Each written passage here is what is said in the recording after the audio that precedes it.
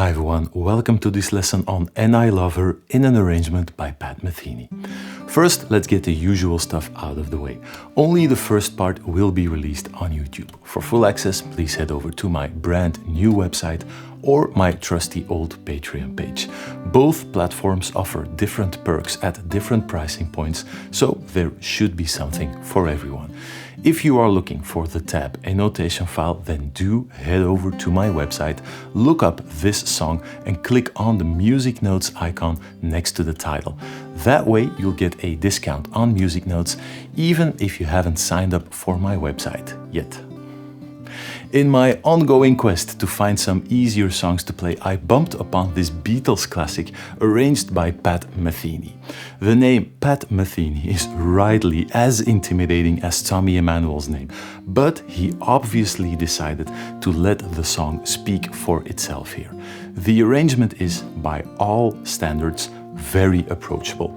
Pat Metheny's version has a loose and improvised feel to it, and sometimes the fingerings are pretty awkward, and it really feels as if he is making decisions on the spot, and then sometimes you don't end up with the most logical or efficient solution. Luckily, Clive Carroll, the UK guitar wizard, has made his own version of Metheny's arrangement, and he took the time to clean it up a little bit.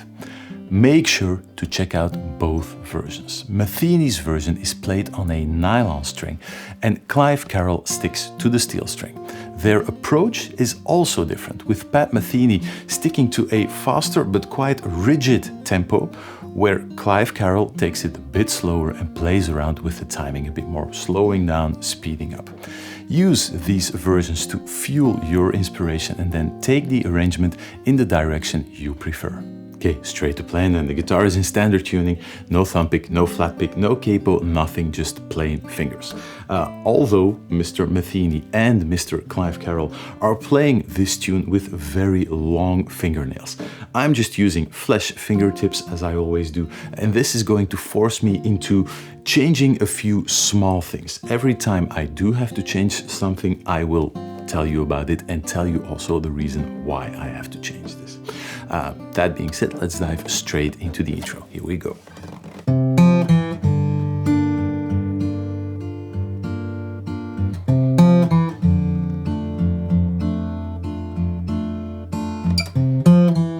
And that is already the upbeat into the first verse.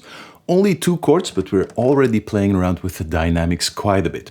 You start with a G minor 7th chord, middle finger, low E string, 3rd fret, open D string, ring finger, 3rd fret, G string, pinky, 3rd fret, B string, and then index finger, 1st fret on the high E string. After that, we are moving to an F6th chord, and this is a bit of a tricky voicing. Index finger, 1st fret on the low E string, open D string again, then ring finger, 2nd fret on the G string, pinky, 3rd fret on the B string, and the middle finger, 1st fret on the high E string. It looks like a D minor chord with an F down below in the bass. Those are the 2 chords you need. So from G minor 7th to F6 and back to G minor 7. Depending on which version you watch, you pick in that G chord. Sometimes you pick the high E string, sometimes you don't. That is going to be something throughout the whole tutorial. You can always make that choice yourself. Just to stick to what I have written out, I'm always going to play the thumb on the low E string and then index finger, middle finger, ring finger on the G string, B string, and E string. This is the rhythm. 1, 2, 3, 4, 1. So on the first beat, bass note, second beat, chord, then second half of the second beat, another bass note, and you land on the third beat. 1, 2, 3, then another chord in between the third and the fourth beat, and another chord right after the fourth beat. So if I count along really slowly, 1, 2, 3, 4, 1, 2, 3. The second bar is basically the exact same rhythmic part as the last 2 beats of that first bar. Again, bass note on the first beat, a chord, in between the two beats, another chord and another bass note. 1, 2, 3. Play the exact same rhythm on the F chord. 1, 2, 3, 4. 1, 2, 3.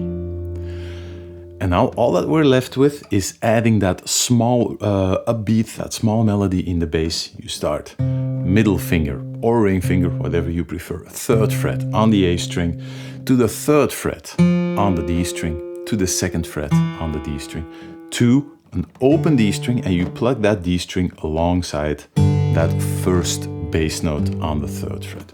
And then you get this.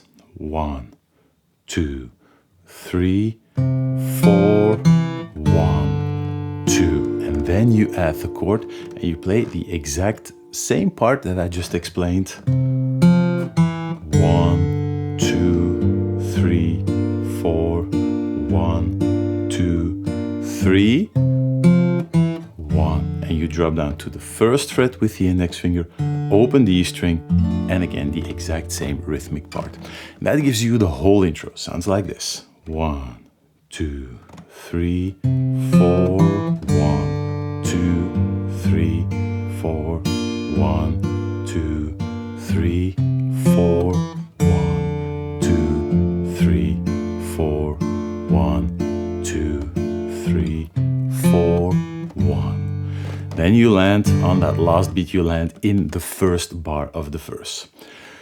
The dynamics here are important. Mr. Clive Carroll has an excellent lesson on this. I'll link it in the description, where he talks about playing that bass note and the chord, not with the thumb, but with the middle finger, as softly as possible, and then really pop out that melody line down below in the bass. So you get this, try not to aim for this.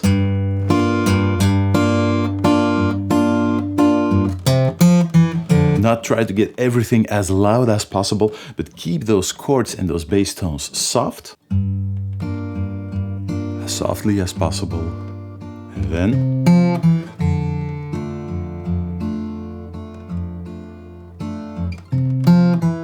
and I'm not pulling on those melody notes, it's just standard volume, but everything else has to be really, really soft. That is the full intro. Maybe just one more time, really slowly, and then we can dive straight into the first verse. 1, 2, 3, 4.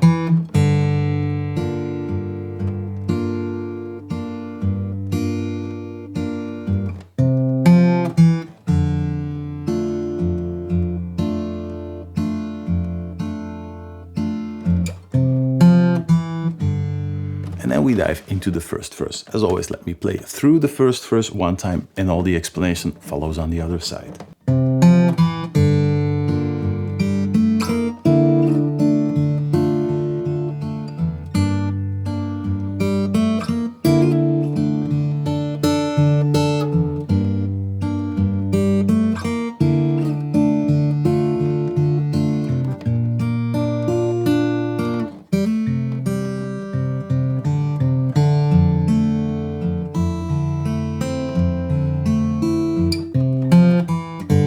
And straight into verse number 2. We start with the exact same upbeat into the G minor chord shape. Now, Mr. Carroll sticks to the B string as the top note in the beginning. Mr. Metheny goes straight for the high E string.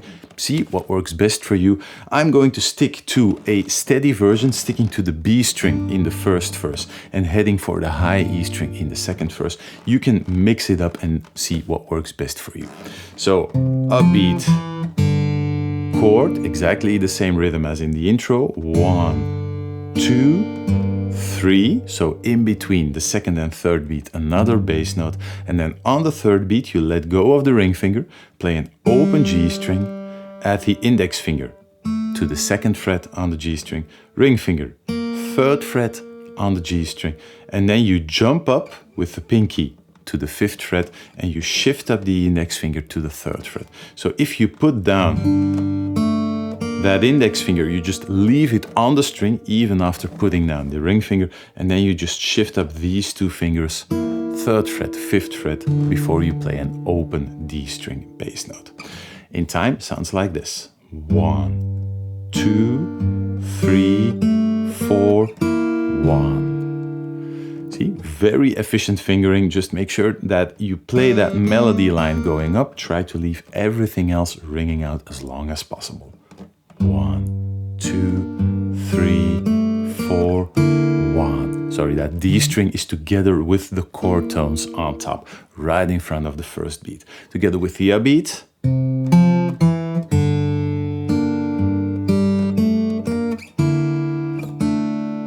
Back to a regular D minor chord shape. Mr. Metheny does pull off a trick. He slides down with the pinky to the 3rd fret, again, audibly, so you hear that note going down. And as you slide down, you replace the finger on the G string with the middle finger. So from index finger to the middle finger. So sliding down, and along the way you shift over to the middle finger on the G string, ready to drop down the index finger on the 1st fret high E string. 3, 4, 1, 2, 3. So the timing here is that chord, that D, so let's say G minor 6th with a D in the bass chord shape in front of the first beat. 1, 2. So you slide down,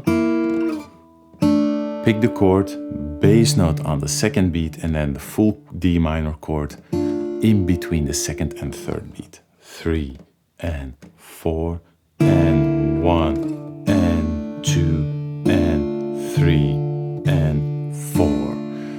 3rd beat, 2 bass notes, 4th beat, just a chord again, and then an open E string and heading back into the G minor chord. If you head back into the G minor chord, keep the pinky on the 3rd fret on the B string and just switch back over to the G minor chord.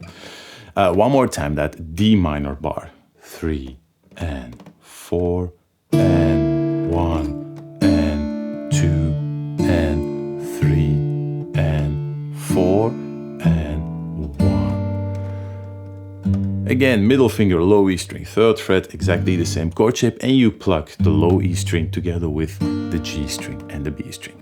Those first 2 bars, including the upbeat.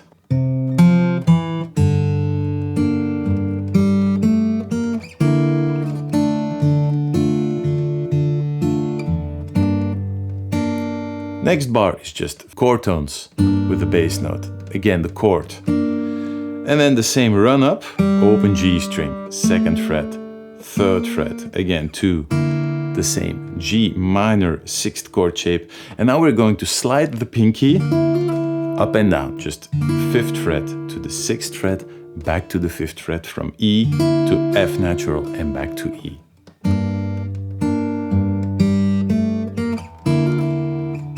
And now we're not sliding back down with the pinky, we're transferring to middle finger 3rd fret, index finger 2nd fret on the G string and the B string, open D bass string, and now we're adding the pinky on the 5th fret for a small double stop on top, basically playing a D power chord this time. So again, just that section on the D chord, 3 and 4 and 1 and 2 and 3 and 4 and 1 to again to an open E string and back to the G minor chord, exactly the same thing. Let me play those last 2 bars one more time, connecting all the dots.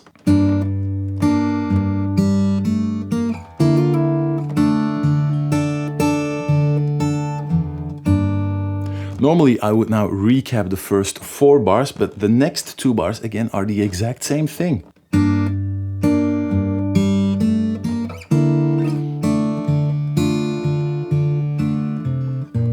That's the only difference, so we're basically playing the first 2 bars of the verse again. Chord, run up, the slide back, switching over to the middle finger. And now all the way at the end, instead of playing a low open E string, you're playing the 3rd fret ring finger on the A string to a B flat chord. We don't need the entire chord, just a bar across 5 strings, 1st fret, then adding the ring finger, 3rd fret on the G string, pinky, 3rd fret on the B string, and you're going to need a bar to play the 1st fret on the high E string. So run down with the bass note and just arpeggiating up, just in 8th notes, 1, 2, 3, and all the way at the end you play a really large triplet, just going back, 3rd fret on the B string, 3rd fret on the G string, and then letting go, open G string, and quickly hammering on to the 2nd fret, adding the middle finger on the 3rd fret on the low A string, giving you a C6th chord. One more time, the timing on that B flat chord, 1, 2, 3, 4, 1, 2. So it's just hammering on to the 2nd fret, bass note on the 1st beat, and then releasing to an open G string. The next part is now the melody line is going to drop down into the bass register, and it's going to be tricky to separate this from the bass line. The first bass note you play, you repick that 3rd fret on the A string, you play that really softly.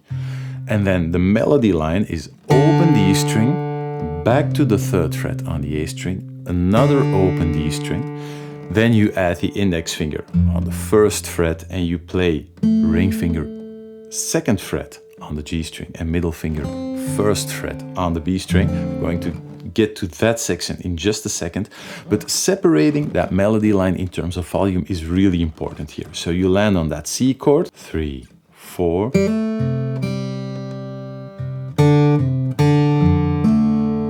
that is the melody line. And that bass note down below, that F bass note, is again a part of the accompanying part, so you have to play that really softly. This is probably also the reason why Mr. Metheny always separates those notes by lifting up the ring finger or the middle finger each time he switches over to the open D string, just for note clarity and separation. Then we end up in an F chord, F major 7. As I already told you, index finger, 1st fret on the low E string, open D string, ring finger 2nd fret on the G string, middle finger 1st fret on the B string, and an open E string on top. These 2 bars are played slightly different each and every time, so have a go, change it, don't get too focused on what is transcribed. As long as you stick within this chord and roughly within the same time fill, it will be okay. This is what it comes down to most of the time. 1, 2, 3. So the first 2 beats is bass note, melody note, and another bass note. 1 and 2 and 3. Now bass note on the 3rd beat together with the G string, B string, high E string. And now we're just going to arpeggiate D string, G string, B string, back to the low E string, D string, G string, high E string, and back to the low E string. 1, 2, 3, 4. 1, 2, 3, landing on the 3rd beat again, just on a bass note, and then you add, and you head into verse number 2. So those last 2 bars all the way through, 3, 4.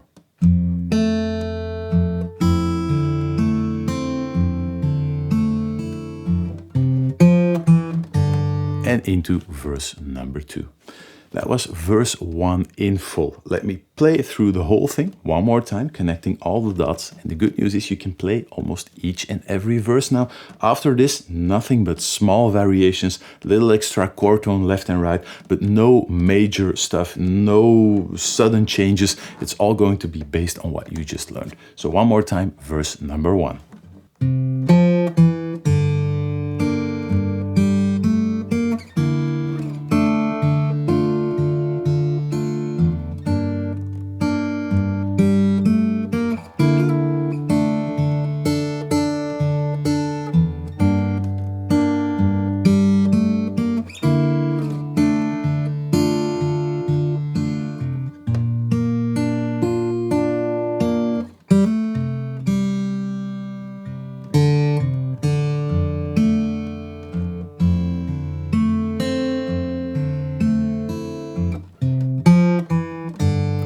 Straight into verse number 2, very little changes, one extra colorful chord in there. Let me just play it through it one time and you'll see no big deal.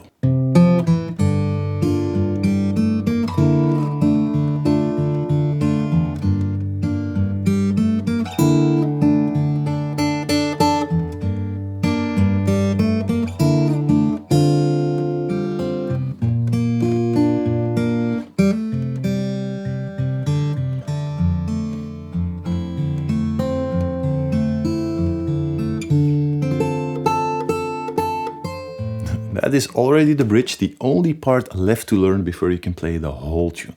So as you can see, very small changes. No changes in the first few bars, except for maybe adding that high E string in there if you didn't do that already in the first verse.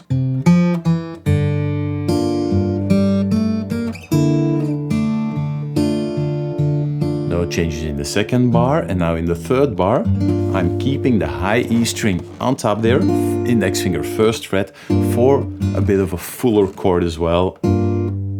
Plucking G string, B string, high E string this time.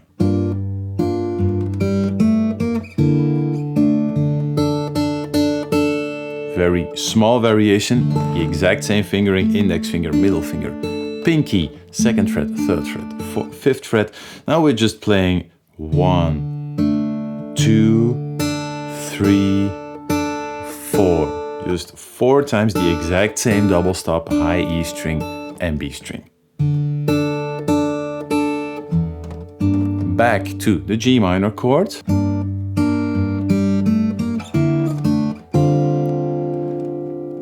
An extra chord tone in there and a small rhythmic variation. So the first bar, no difference. Dropping back down to what appears to going to be another D minor chord. And now we're just dropping down a bar on the first fret across the B string, high E string, and you play open D string, open G string, first fret B string, first fret high E string. The timing is also different here. You're aiming to let that chord land on the second beat. So if I count along, 1, 2, 3, 4, 1, 2. See, so right after the first beat, you quickly shift down and then you land that chord on the second beat. 1, 2, 3, 4, 1. You let that chord sustain across the third beat and then you play open G string, first fret B string, drop down the ring finger, third fret on the A string, and you're moving to the same B flat chord shape you learned in the first verse. Those 2 bars back to back slowly, I'm going to count along to give you a good sense of the exact timing.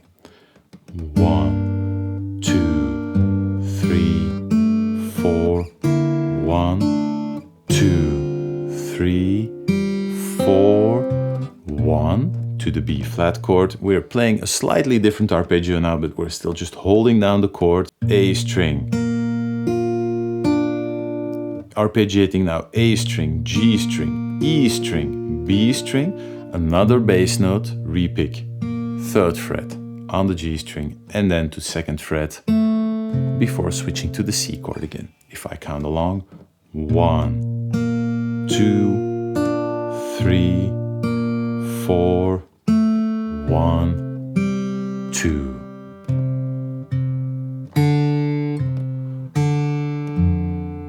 And into the exact same F chord shape we played before. There's a little extra bass note now in that bar, playing 2 extra bass notes, 2 C notes before heading back into the melody. So one more time, a bit more up to speed.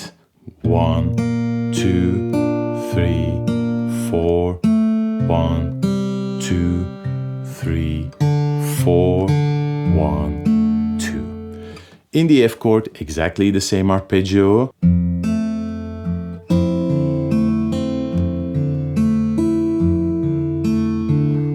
Ending up on an open D string all the way at the end. So that last arpeggio, 3 and 4, and you let that D bass note ring out as you head up to the 5th fret, small bar across 3 strings on the 5th fret, G string, B string and E string, adding the middle finger on the 6th fret on the B string, giving you D minor 7th chord shape. Just at arpeggio one more time. 1, 2, 3, 4, 1, 2, 3, 4, 1. You let that D note sustain into the bridge, into the next bar, and that is something that we're going to cover in the next part of the tutorial. First, let me play through verse 2 one more time, really slowly.